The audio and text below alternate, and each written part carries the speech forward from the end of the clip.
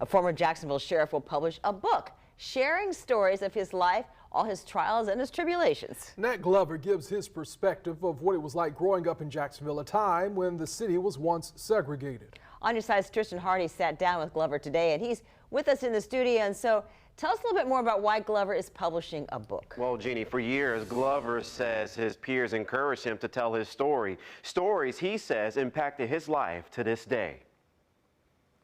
Nathaniel Nat Glover is someone many call a local legend. And I appreciate that. Legends have stories that made them who they are. This has been a great experience for me. In Glover's book, Striving for Justice, a black sheriff in the Deep South, he shares how he experienced a tragedy, but he turned it into triumph.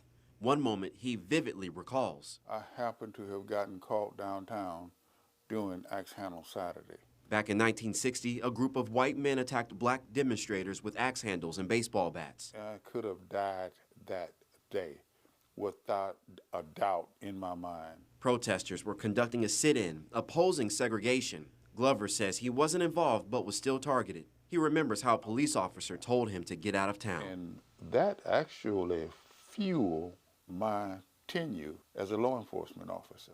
He then became the first black elected sheriff in Florida since the Reconstruction era, an officer who believes being a leader means doing the right thing for the right reasons. Sometimes some of the worst things that happen to you could be some of the best things that will impact your life in a way that will have redeeming value. The Striving for Justice, a black sheriff in the Deep South, will be released on August 22nd, just days from the anniversary of Axe Handle Saturday.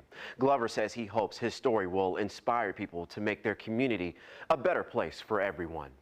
In the studio, I'm Tristan Hardy, First Coast News, on your side.